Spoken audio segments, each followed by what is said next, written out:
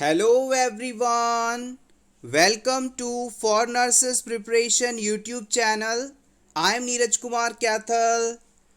Today is 23rd July 2022 and today's important MCQs for upcoming nursing recruitment exams are: first question.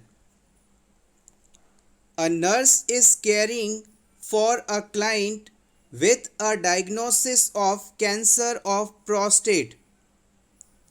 Which serum level should the nurse teach the client to have monitored to follow the course of disease? आपको simply इस question में ये बताना है कि prostate cancer होने पर किस लेबोरेटरी वैल्यू को हमें लगातार मेजर करते रहना चाहिए, कौन सा टेस्ट हमें करवाना चाहिए। आपके ऑप्शंस हैं serum creatinine level, blood urea nitrogen level, non protein nitrogen level या फिर प्रोस्टेट स्पेसिफिक एंटीजन, जिसे आप शॉर्ट में PSA के नाम से जानते हैं।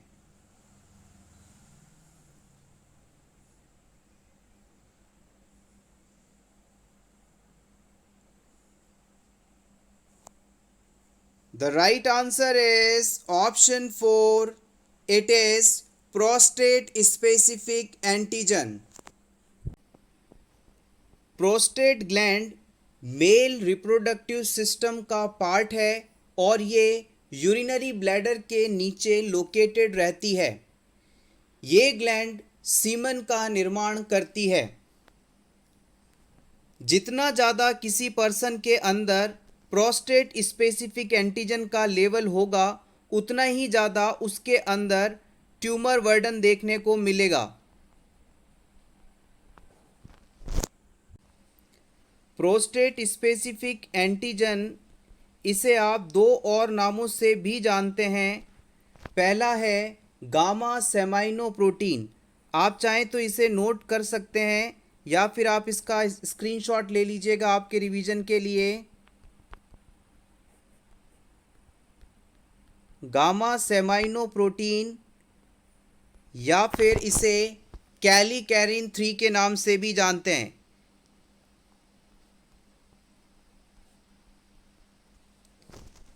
एग्ज़ाम में पूछा जा सकता है कि कैलिकैरिन 3 नामक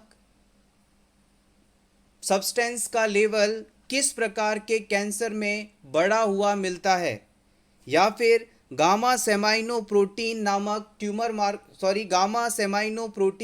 मार्कर का लेवल किस डिजीज़ कंडीशन में बढ़ा हुआ मिलता है।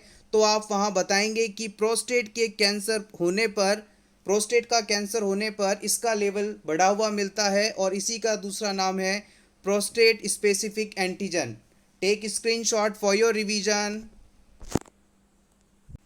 यहाँ पर ऑप्शन 1 और ऑप्शन 2 जो बताए गए हैं, इन दोनों ही का लेवल सीरम क्रिएटिनिन और ब्लड यूरिया नाइट्रोजन का लेवल रीनल इम्पेयरमेंट की कंडीशन में बढ़ा हुआ मिल सकता है। अगर किसी क्लाइंट में रीनल फेलियर होता है, किडनी सही तरीके से अपना काम नहीं करती है, तो उस सिचुएशन में सीरम क्रिएटिनिन और ब्लड यूरिया नाइट्रोजन का लेवल आपको बढ़ा हुआ मिल सकता है।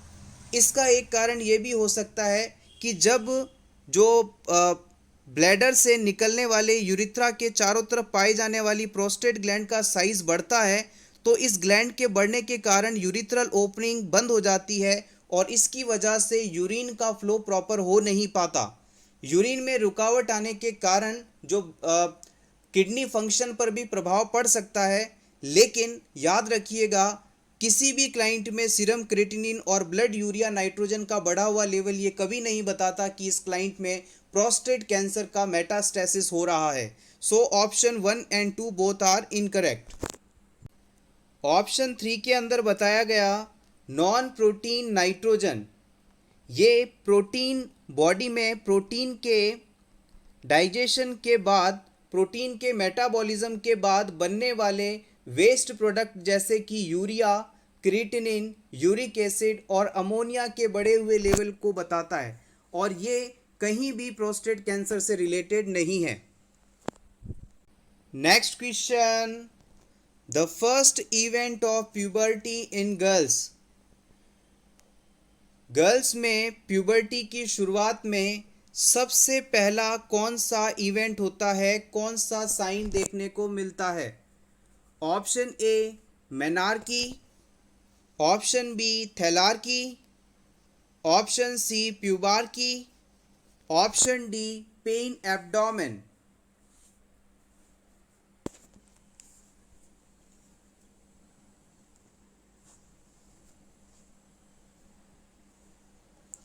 The right answer is option B, thelarche. Girls में सेकेंडरी सेक्सुअल कैरेक्टरिस्टिक्स का डेवलपमेंट होना प्यूबर्टी के नाम से जाना जाता है और इसकी शुरुआत थैलार्की से होता है। थैलार्की का मतलब है ब्रेस्ट बर्ड्स का डेवलप होना। फीमेल में ब्रेस्ट बर्ड्स का डेवलपमेंट जो है वो थैलार्की कहलाता है। मेनार्की शब्द का मतलब होता है स्टार्ट ऑफ मेंस्ट्रुअल साइकिल और start of menstrual bleeding.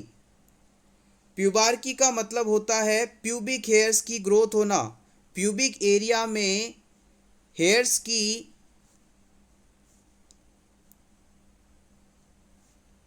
Growth होना। This is called प्यूबार्की।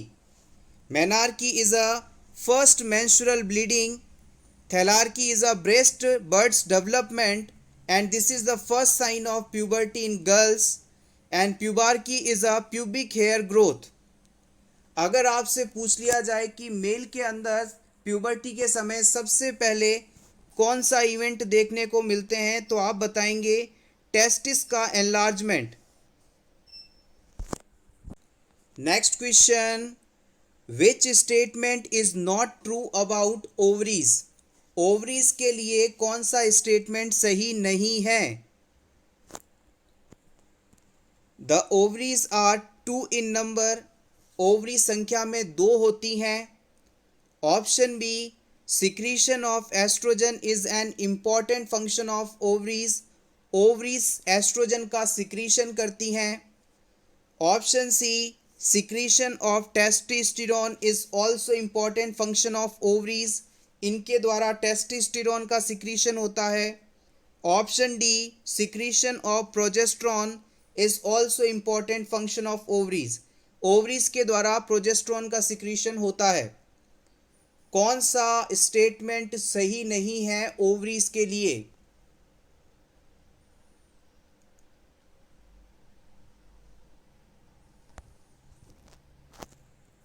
The right answer is option C, ovaries के द्वारा टेस्टोस्टेरोन हार्मोन का प्रोडक्शन नहीं किया जाता।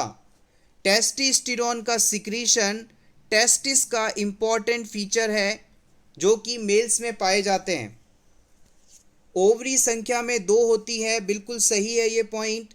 ओवरी के द्वारा एस्ट्रोजन हार्मोन का सिक्रीशन करवाया जाता है और एस्ट्रोजन हार्मोन ही फीमेल्स में सेकेंडरी सेक्सुअल कैरेक्टरिस्टिक्स के डेवलपमेंट के लिए इसेंशियल होता है। प्यूबर्टी के समय इसी हार्मोन से सेकेंडरी सेक्सुअल कैरेक्टरिस्टिक्स डेवलप होते हैं। ओवरीज के द्वारा प्रोजेस्टेरॉन का सिक्रीशन भी किया जाता है, ये भी स्टेटमेंट बिल्कुल सही है। Next question, which endocrine gland is situated in the lower part of neck on the thyroid cartilage. Neck area में थायराइड कार्टिलेज पर कौन सी ग्लैंड पाई जाती है, कौन सी एंडोक्राइन ग्लैंड पाई जाती है? Pituitary, adrenal, thyroid, pineal.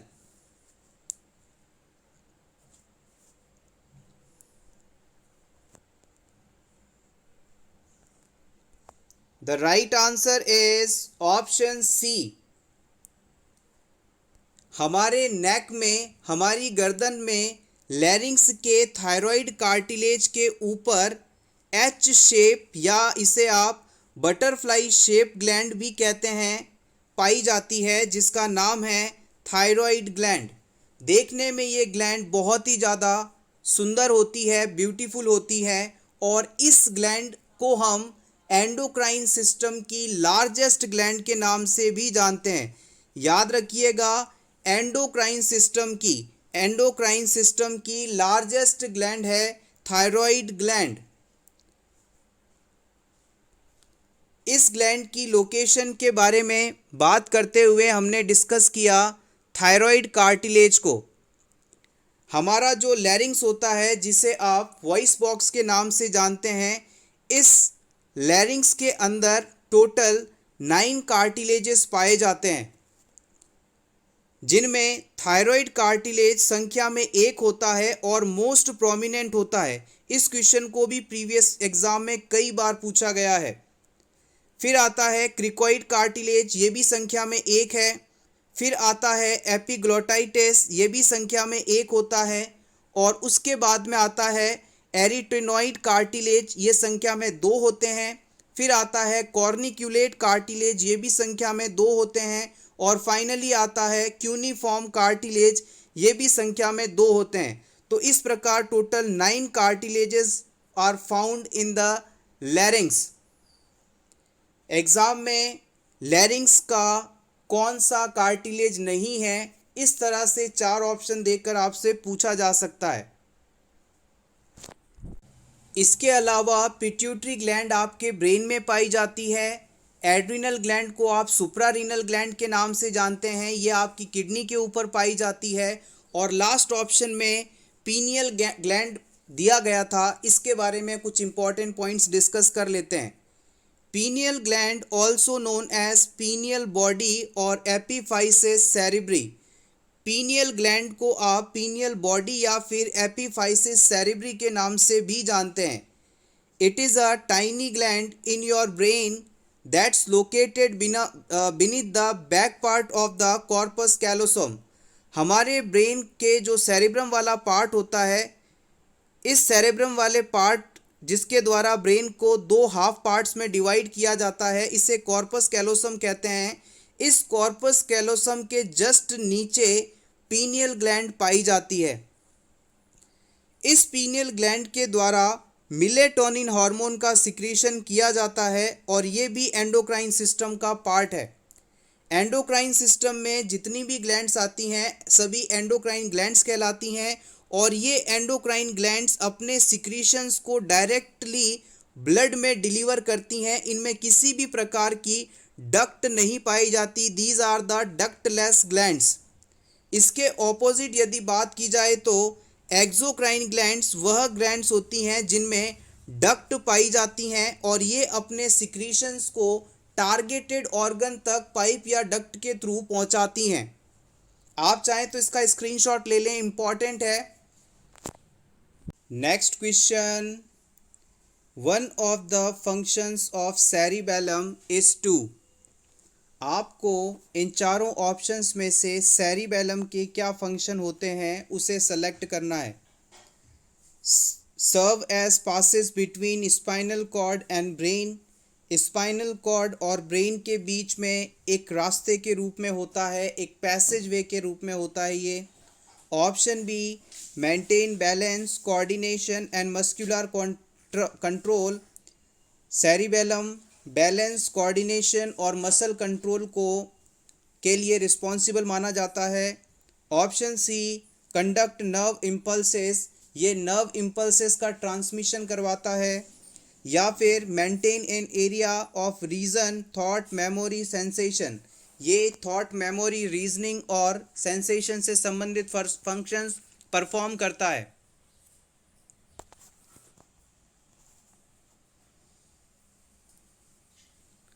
The right answer is option B. हमेशा याद रखिएगा, सेरिबेलम हमारे ब्रेन का वह पार्ट है जो कि बॉडी बैलेंस, कोऑर्डिनेटेड मूवमेंट और मस्कुलर कंट्रोल के लिए रिस्पॉन्सिबल है। सेरिबेलम के कारण ही हम एक निश्चित तरीके से शरीर को मूव कर पाते हैं, कोऑर्डिनेटेड वे में कोई भी काम कर पाते हैं, चल फिर सकते हैं।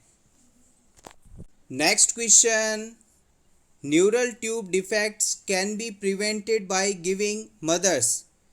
न्यूरल ट्यूब डिफेक्ट्स को रोकने के लिए प्रेगनेंसी के दौरान मदर्स को क्या दिया जाता है? Iron, green vegetables, folic acid, vitamin K. The right answer is option C, folic acid.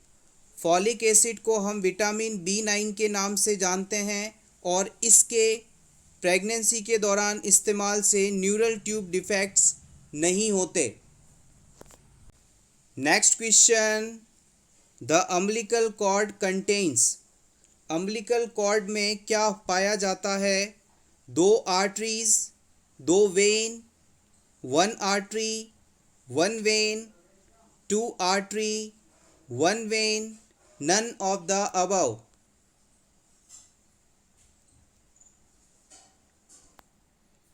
The right answer is option C, 2 arteries and 1 vein. Placenta और फीटस को आपस में जोड़ने वाला जो पाइपलाइन होता है, जो ट्यूब होती है, उसे हम अम्बिलिकल कॉर्ड के नाम से जानते हैं। इस अम्बिलिकल कॉर्ड का जब आप सेक्शन काटेंगे तो इसके अंदर 3 ट्यूब्स आपको देखने को मिलेंगी, 3 ब्लड वेसल्स आपको देखने को मिलेंगी। इनमें से 2 ब्लड वेसल्स तो होती हैं आर्टरी और एक होती है when.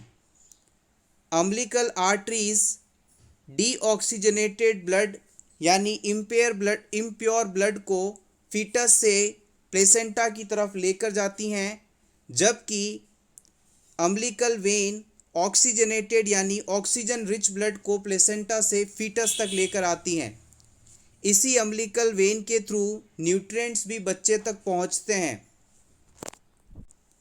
Next question, ADHD is a childhood disorder also known as. ADHD को आप किस और नाम से भी जानते हैं? Hyperkinetic disorder, hypokinetic disorder, hyperactivity disorder, hypoactive disorder.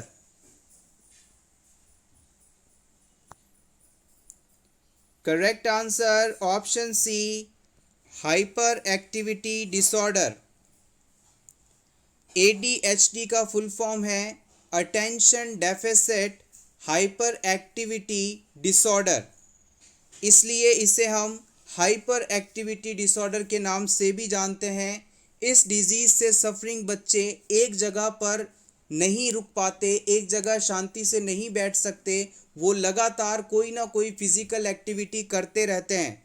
इन बच्चों में कंसंट्रेशन पुअर होता है, एक्टिविटी हाई होती है। Next question, one of the major behavioural characteristic of children with attention deficit disorder। Attention deficit disorder से suffering बच्चों में major behavioural symptom कौन सा देखा जाता है? Option A, over reaction to stimuli. Option B, continued use of rituals. Option C, retarded speech development.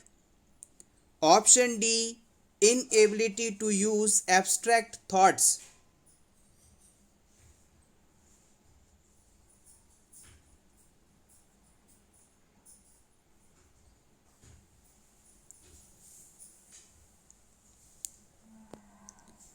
The right answer is option A, overreaction to stimuli।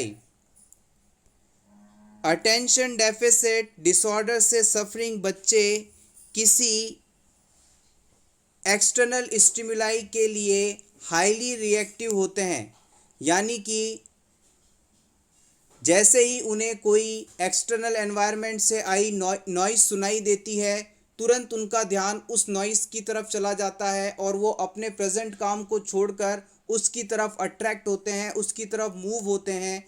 ये हम इस तरह से हम कह सकते हैं कि वो किसी भी एक्सटर्नल स्टिमुलाई के लिए बहुत ही ज़्यादा रिएक्टिव होते हैं। अटेंशन डेफिसिट बच्चों के कैरेक्टरिस्टिक्स की बात की जाए तो इनका जो कंसंट्रेशन होता है, यानी इनका जो अटेंशन होता है, अटेंशन स्पैन होता है, वो बहुत ही पुअर होता है। यानी कि ये बच्चे किसी एक चीज़ पर थोड़े ही समय के लिए फोकस कर पाते हैं, तुरंत उनका ध्यान दूसरी चीज़ पर चला जाता है। इस प्रकार के बच्चों में हाइपर एक्टिविटी देखने को मिलती है, जिसे हम डिस्कस कर चुके हैं। हाइपर एक्टिविटी का एग्जैक्ट मतलब समझा जाए तो ये बच्चे बहुत ज़्यादा बात करते हैं, बहुत ज़्यादा इधर उधर मूवमेंट करते रहते हैं, एक जगह रुकते नहीं हैं। इसके अलावा इम्पल्सिविटी यानी कि ये बिना सोचे कोई काम कर देते हैं। इनके दिमाग में जैसे ही कोई विचार आता है ये तुरंत उसे कर देते हैं। वो काम सही है या गलत इसके बारे में सोचते नहीं हैं। इस चीज़ को इम्पल्सिविटी के नाम से जाना जाता है। इस डिजीज़ का अगर आपसे यूनिवर्सल कैरेक्टरिस्टिक्स पूछा जाए तो आप बताएंगे डिस्ट्रैक्टिबिलिटी। याद रखिएगा, universal characteristic of attention deficit disorder is distractibility. Distractibility यानी कि बहुत ही जल्दी डिस्ट्रैक्ट हो जाते हैं, एक चीज़ से इनका ध्यान दूसरी चीज़ पर तुरंत चला जाता है। Next question, all are the nursing responsibility while caring for a person who is suffering with thrombophlebitis except आपको थ्रोम्बोफ्लेबाइटिस वाले पेशेंट में कौन सी केयर नहीं देनी है ये बताना है। Educate client to avoid straining during defecation, defecation के दौरान स्ट्रेनिंग नहीं करना है। Option B, leg should be not be massaged, पैरों में मालिश नहीं करनी है। एडमिनिस्टर ऑर्डर्ड एंटीकोगुलेंट, जो एंटीकोगुलेंट मेडिसिन बताई गई है, प्रिस्क्राइब की गई है, उसे एडमिनिस्टर करना है। Keep the leg in dependent position, leg को डिपेंडेंट पोजीशन में रखना है।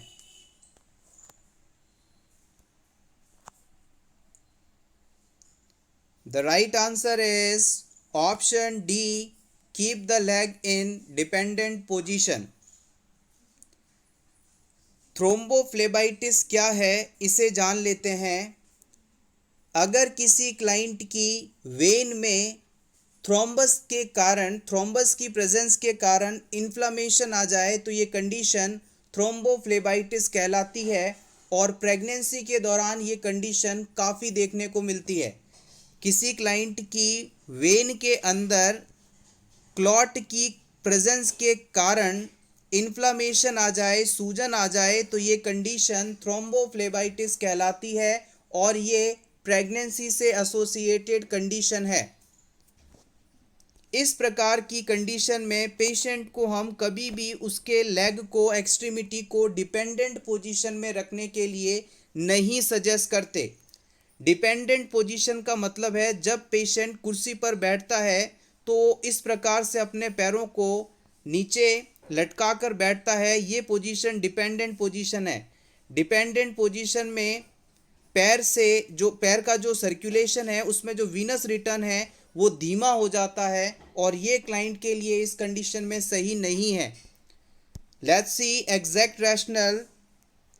While caring for a person with thrombophlebitis, educate that person to keep the legs slightly elevated on pillow and slightly flexed at the level of knee in order to enhance venous return.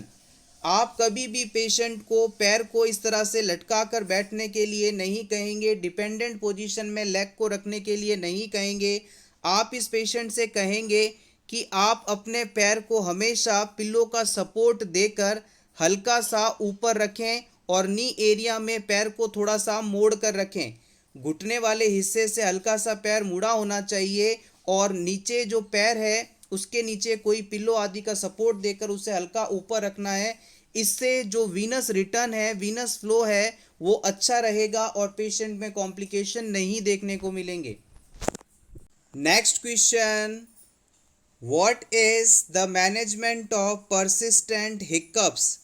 अगर किसी client को लगातार hiccups आ रहे हैं, लगातार हिचकियां आ रही हैं, तो इस सिचुएशन में मैनेजमेंट क्या होगा। Option A, ask the person to drink water, आप पानी पीने के लिए कहेंगे पेशेंट को। या फिर option B, administer 3 to 10% carbon dioxide, आप इसे 3 से 10% CO2 देंगे। या फिर ask the person to walk in an open space, आप इसे खुली हवा में घूमने के लिए कहेंगे, या फिर ये सभी, all the above.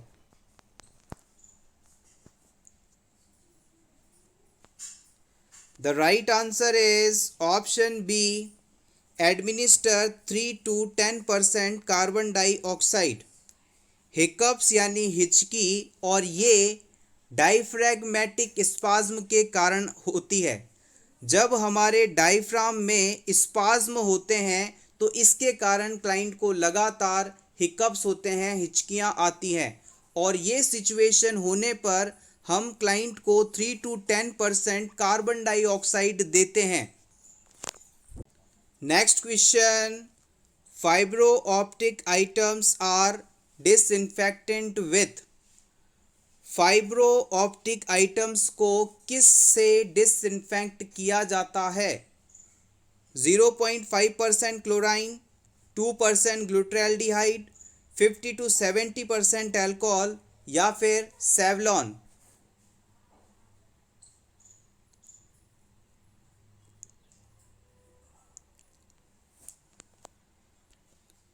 The right answer is option B, 2% ग्लूट्रैल्डिहाइड। 2% ग्लूट्रैल्डिहाइड को हम साइडेक्स के नाम से भी जानते हैं, और इसके द्वारा हम फाइब्रो ऑप्टिक इंस्ट्रूमेंट जैसे कि एंडोस्कोप आदि की क्लीनिंग करते हैं, यानी उन्हें डिसइंफेक्ट करते हैं। Next question, solution used in suction bottle before suctioning with disinfection purpose. Suctioning से पहले सक्शन बॉटल को डिसइंफेक्ट करने के लिए कौन सा डिसइंफेक्टेंट सब्सटेंट इस्तेमाल किया जाता है? Sodium hypochlorite, Savlon, chlorine, Cidex.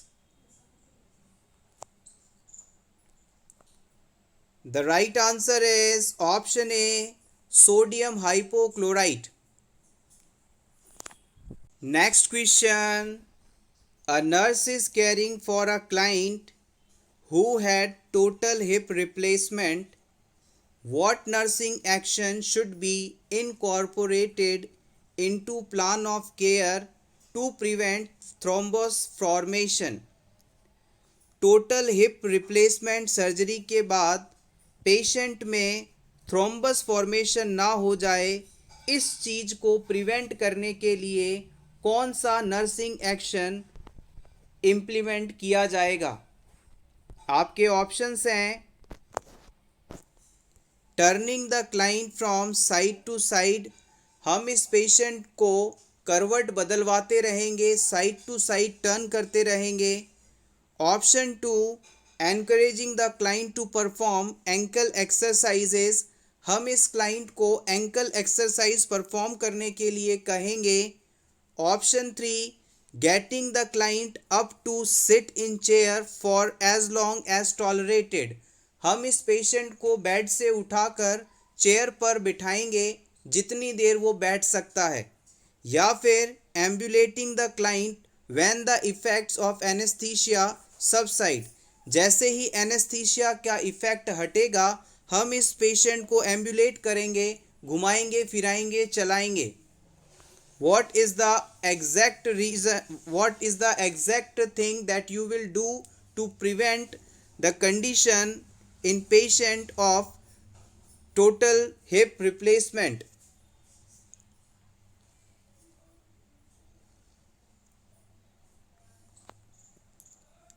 The right answer is option 2, encouraging the client to perform ankle exercises. जब भी किसी पेशेंट में कोई सर्जरी होती है या फिर किसी बीमारी की वजह से पेशेंट लंबे समय तक बेड पर रहने वाला है, बेड रेस्ट पर रहने वाला है, तो ऐसे पेशेंट में बॉडी मूवमेंट ना हो पाने के कारण इनके अंदर वेन में ब्लड जो है, वेन्स के अंदर ब्लड जो है वो रुकने लगता है, और इस ब्लड के रुकने के कारण यहाँ पर क्लॉट बनने लगते हैं। ये क्लॉट यहाँ से निकलकर अगर लंग्स में पहुँच जाएं या किसी वाइटल ऑर्गन में पहुँच जाएं तो वहाँ की ब्लड सप्लाई को रोक सकते हैं, ऑब्स्ट्रक्ट कर सकते हैं।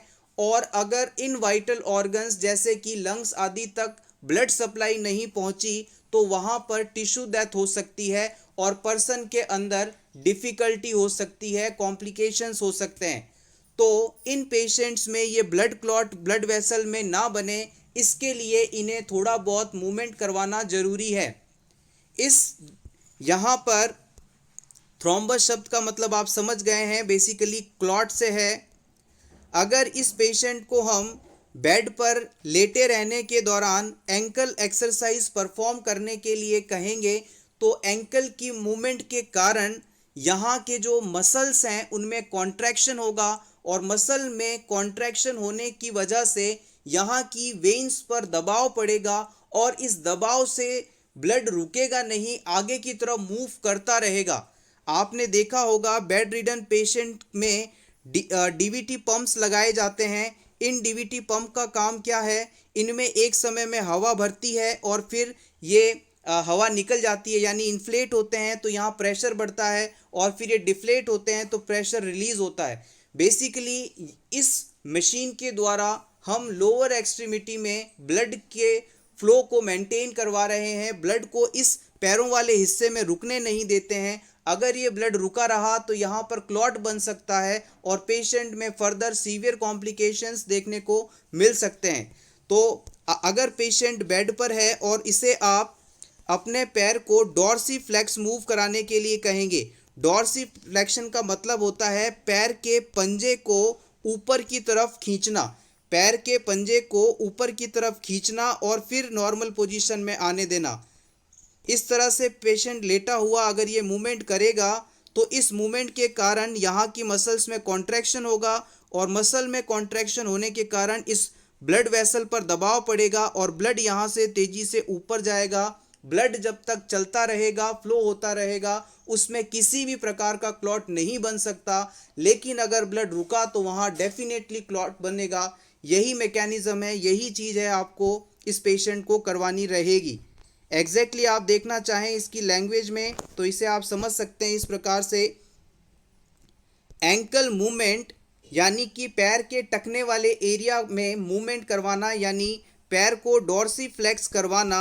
ऐसा करवा के हम पेशेंट के मसल्स को कॉन्ट्रैक्ट करवाते हैं और कॉन्ट्रैक्शन के कारण यहाँ की वेन्स पर कंप्रेशन पड़ता है और इस कंप्रेशन के कारण वीनस स्टेसिस रिड्यूस होता है, यानी ब्लड में रुकावट कम होती है और इस रुकावट के ना होने के कारण थ्रोम्बस भी फॉर्म नहीं होता और पेशेंट हेल्दी रह पाता है। आप चाहें तो इसका स्क्रीनशॉट ले लें, basic but important. Next question, nursing care of a client with a fractured hip should include assessment of pedal pulse. The nurse should assess for which important characteristic of pedal pulse. किसी hip fracture वाले patient में pedal pulse का कौन सा characteristic assess किया जाता है? Contractility and rate, color of skin and rhythm, amplitude and symmetry, location, local temperature and visible pulsation. Hip fracture वाले पेशेंट में पीडल पल्स का असेसमेंट किया जाता है। पीडल पल्स के असेसमेंट के दौरान इसका कौन सा कैरेक्टरिस्टिक देखा जाता है ये आपको बताना है। The right answer is option 3, amplitude and symmetry. आइए इसके बारे में जान लेते हैं क्या है ये। पहले तो सबसे बड़ी बात कि पीडल पल्स होती कहाँ है। अगर किसी क्लाइंट के डॉर्सैलिस पेडिस आर्टरी पर आप पाल्पेट करके पल्स का असेसमेंट करते हैं तो ये पीडल पल्स कहलाती है। डॉर्सैलिस पेडिस आर्टरी आपके पैर के अंगूठे और इसके पास वाली उंगली को ब्लड सप्लाई पहुंचाती है। अंगूठे और इसके पास वाली उंगली को, पास वाली फिंगर को ब्लड सप्लाई पहुंचाने वाली आर्टरी है डॉर्सैलिस पेडिस आर्टरी। और इस डॉर्सैलिस पेडिस आर्टरी के ऊपर जब हम पल्स का असेसमेंट करते हैं तो ये पीडल पल्स कहलाता है। किसी भी क्लाइंट में अगर हिप फ्रैक्चर हुआ है तो जिस तरफ के हिप में फ्रैक्चर है उस तरफ के लेग और दूसरे वाले लेग दोनों ही जगह पर पीडल पल्स का असेसमेंट किया जाता है। दोनों ही जगह की पीडल पल्स लेकर ये देखा जाता है कि जिस पैर में चोट लगी है कहीं उस पैर की जो पल्स है वो धीमे तो नहीं, दूसरे पैर की तुलना में इसमें काउंट इक्वल आ रहा है, कम तो नहीं। ये सभी चीज़ें दोनों ही पैरों में असेसमेंट की जाती हैं। Assessment of pedal pulse should include strength of the pulse. जैसा कि ऑप्शन में बताया गया था कि एम्पलीट्यूड का मतलब है पल्स कितनी पावरफुल है, पल्स की स्ट्रेंथ कैसी है जिस पैर में चोट लगी है उसमें और जो पैर नॉर्मल है उसमें। इन दोनों को ही हम कंपेयर करते हैं और यही कंपैरिजन सिमेट्री कहलाता है। Symmetry is the correspondence of homologous part on the opposite side of the body indicate whether pulses are equal और नॉट। होपफुली आप समझ गए होंगे एम्पलीट्यूड और सिमेट्री शब्द का क्या मीनिंग है। एम्पलीट्यूड का मतलब है कि स्ट्रेंथ कितनी है, कितनी पावरफुल पल्स आ रही है, और सिमेट्री का मतलब है कि ये पावरफुल पल्स नॉर्मल और एबनॉर्मल दोनों ही लेग में इक्वल है या नहीं, इस चीज़ का असेसमेंट किया जाता है।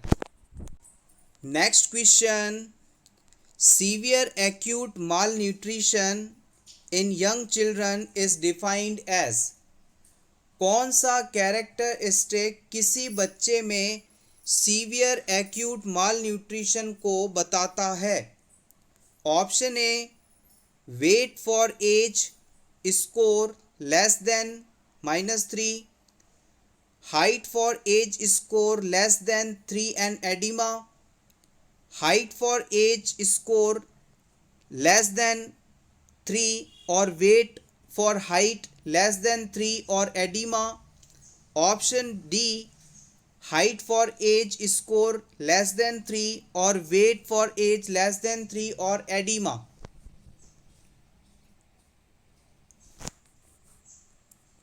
The right answer is option C।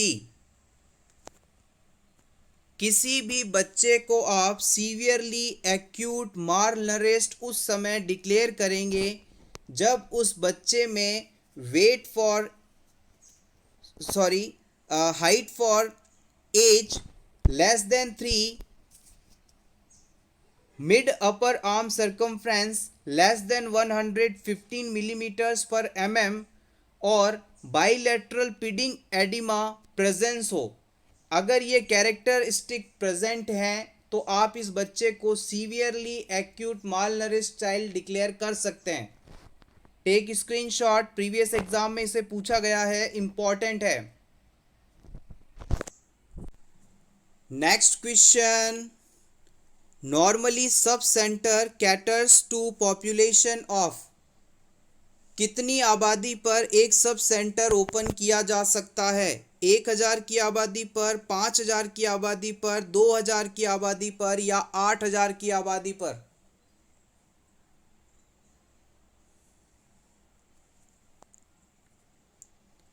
The right answer is option B. It is 5000। Exam में sub centre, primary health centre और कम्युनिटी हेल्थ सेंटर कितनी कितनी आबादी पर ओपन किए जा सकते हैं, इस क्वेश्चन को कई बार पूछा गया है।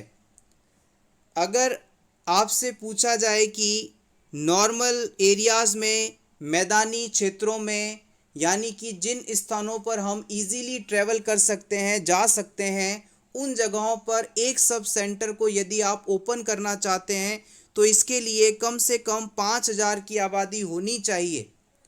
और अगर किसी डेजर्ट एरिया में, हिली एरिया में या ट्राइबल एरिया में, सिंपली कहें तो ऐसे क्षेत्र जहां पर हम इजीली नहीं पहुंच सकते, वहां पहुंचने के लिए हमें थोड़ी दिक्कतों का सामना करना पड़ता है, ऐसे एरिया में 3000 की आबादी होने पर हम सब सेंटर खोल सकते हैं। प्राइमरी हेल्थ सेंटर की बात की जाए तो 30,000 पॉपुलेशन होने पर किसी प्लेन एरिया में, मैदानी क्षेत्र में हम पीएससी खोल सकते हैं। और वहीं पर हिली ट्राइबल डेजर्ट एरिया में 20,000 की आबादी होने पर एक पीएससी खोला जा सकता है। इसके बाद कम्युनिटी हेल्थ सेंटर, जिसे आप फर्स्ट रेफरल यूनिट के नाम से जानते हैं, ये मैदानी क्षेत्रों में 1.2 लाख की आबादी होने पर, यानी कि 1,20,000 की जनसंख्या होने पर एक सीएससी खोल सकते हैं। और हिली ट्राइबल डेजर्ट, रेगिस्तानी, पहाड़ी और आदिवासी मुश्किल क्षेत्रों में आप 80,000 की जनसंख्या होने पर एक सीएससी ओपन कर सकते हैं। आप चाहें तो इसका स्क्रीनशॉट ले लें, काफ़ी इम्पोर्टेंट डाटा है ये, और प्रीवियस एग्ज़ाम में अक्सर यहाँ से क्वेश्चंस पूछे जाते हैं।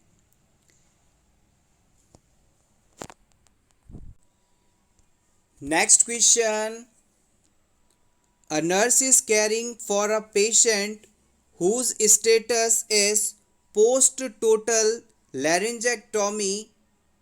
The nurse should include which of the following patient's plan of care? किसी क्लाइंट में लैरिंग्स को सर्जरी द्वारा रिमूव कर दिया गया है, लैरिंजेक्टोमी सर्जरी कर दी गई है। इस पेशेंट में पोस्ट ऑपरेटिव पीरियड में क्या केयर प्रोवाइड करेंगे आप, या केयर प्लान में किसे इंक्लूड करेंगे, यह आपको बताना है। Option A, ensure the tracheostomy cuff is fully inflated. आप इस चीज़ को निश्चित करेंगे कि ट्रेकियोस्टोमी ट्यूब का जो कफ है वो फुली इन्फ्लेटेड हो, फूला हुआ हो। Option B, develop a alternative form of communication. Alternative way of communication इस क्लाइंट के लिए डेवलप किया जाएगा। Option C, encourage oral feeding as soon as possible. इस पेशेंट को ओरली फूड इंटेक करने के लिए हम एनकरेज करेंगे, मोटिवेट करेंगे। या फिर keep the patient flat in bed, हम इस पेशेंट को बेड पर फ्लैट लिटाएंगे।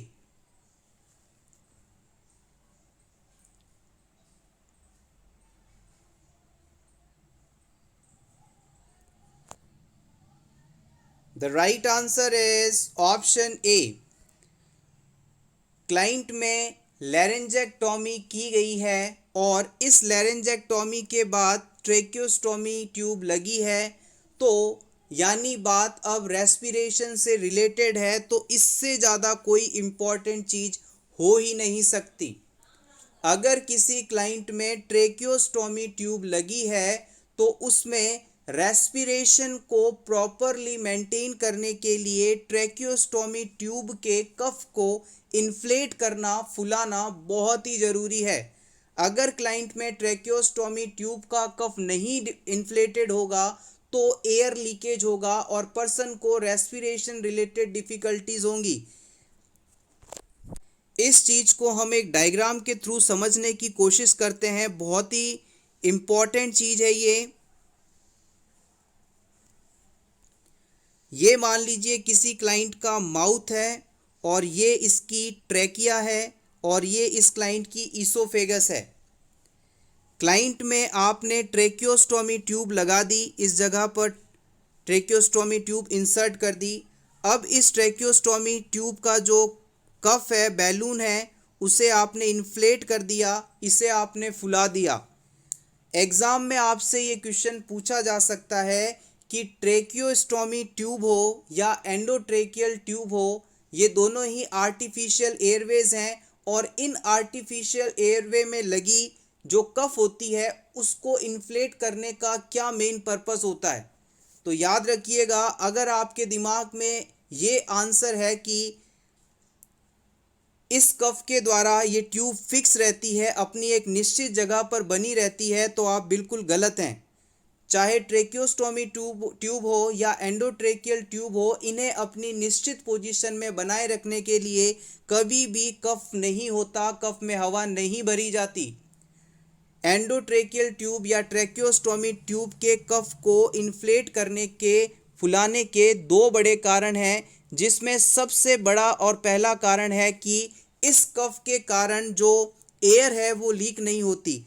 जैसे ही आप इस कफ को इन्फ्लेट कर देंगे तो ये पूरी ट्रेकिया इस ट्यूब द्वारा ब्लॉक हो जाएगी। अब इसके साइड से एयर पासेज होने की संभावना लगभग खत्म हो चुकी है। पेशेंट को सारी जो गैस है, एयर है, यहीं से इन होगी और यहीं से आउट होगी।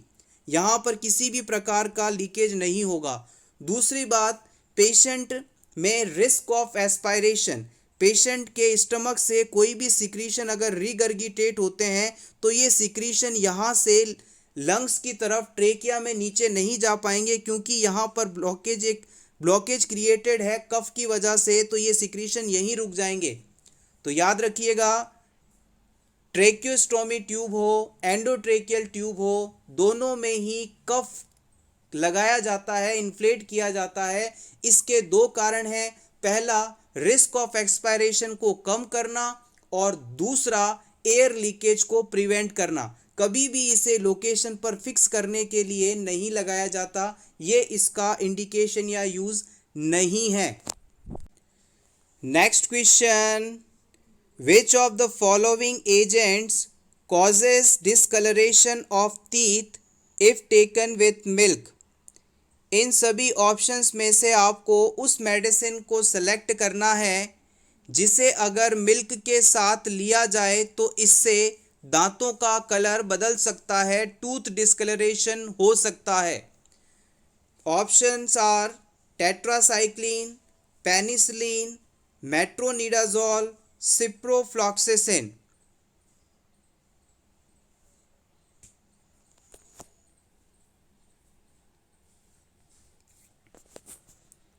The right answer is option A, tetracycline. अगर किसी पेशेंट को आपने टेट्रासाइक्लिन मिल्क के साथ दे दी तो इससे उसके दांतों का कलर परमानेंटली चेंज हो सकता है। और टेट्रासाइक्लिन मेडिसिन चाइल्ड ग्रोथ को भी प्रभावित करती है। इसी वजह से इस मेडिसिन को कभी भी हम 8 साल से छोटे बच्चों को नहीं देते। याद रखिएगा, टेट्रासाइक्लिन मेडिसिन बच्चे की ग्रोथ को प्रभावित कर सकती है, इसलिए कभी भी इसे हम 8 साल से कम उम्र के बच्चों को नहीं देते। और इस मेडिसिन को यदि मिल्क के साथ लिया जाए तो इससे टूथ डिस्कलरेशन हो सकता है, दांतों का कलर परमानेंटली चेंज हो सकता है। Next question, which tumour marker level increases into ovarian cancer. किसी वुमेन में यदि ओवेरियन कैंसर है तो उसमें किस मार्कर का लेवल आपको बढ़ा हुआ मिलेगा? CA-125, PSA, AFP या all of the above?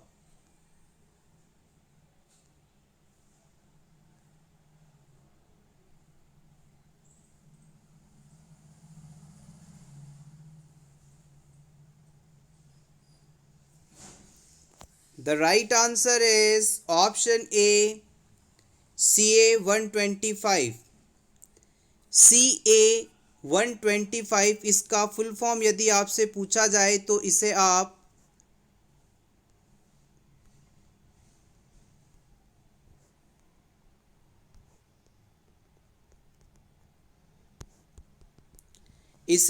कार्सिनो embryonic antigen 125 के नाम से जानते हैं। कार्सिनो एम्ब्रियोनिक एंटीजन CA-125। और इस ट्यूमर मार्कर का लेवल अगर ब्लड में बढ़ा हुआ है तो इसका मतलब इस पेशेंट को कॉलोन, ब्रेस्ट, लंग्स या ओवरी, इनमें से किसी एरिया में कैंसर हो सकता है। प्रीवियस MCQ के अंदर PSA के बारे में हमने पढ़ा था कि प्रोस्टेट स्पेसिफिक एंटीजन का लेवल यदि बढ़ता है तो ये हमें प्रोस्टेट कैंसर के होने को बताता है। इसके अलावा अल्फा फीटोप्रोटीन AFP का यदि लेवल बॉडी में बढ़ा हुआ मिलता है तो ये टेस्टिकुलर टीरेटोकार्सिनोमा की प्रेजेंस को बताता है। सिंपली कहें तो टेस्टिकुलर कैंसर होने पर एएफपी का लेवल बढ़ सकता है। इसके अलावा एग्जाम के लिए कोरियोनिक गोनेडोट्रोपिन इम्पॉर्टेंट है। अगर इसका लेवल ब्लड में बढ़ा हुआ मिलता है तो ये ट्रोफोब्लास्टिक और टेस्टिकुलर ट्यूमर्स के बारे में बताता है। कैल्सिटोनिन का लेवल यदि ब्लड में बढ़ा हुआ है तो ये थायराइड ग्लैंड की मैलिग्नेंसी को बताता है। ये सभी चीज़ें प्रीवियस एग्ज़ाम में पूछी गई हैं और अपकमिंग एग्ज़ाम्स के लिए इम्पॉर्टेंट है। Thank you so much everyone for watching this complete video. अगर आपको आज की ये क्लास अच्छी लगी हो तो प्लीज़ वीडियो को लाइक कर दीजिएगा और इसी तरह के और वीडियोस देखने के लिए for nurses preparation YouTube channel को ज़रूर सब्सक्राइब करें। Best of luck.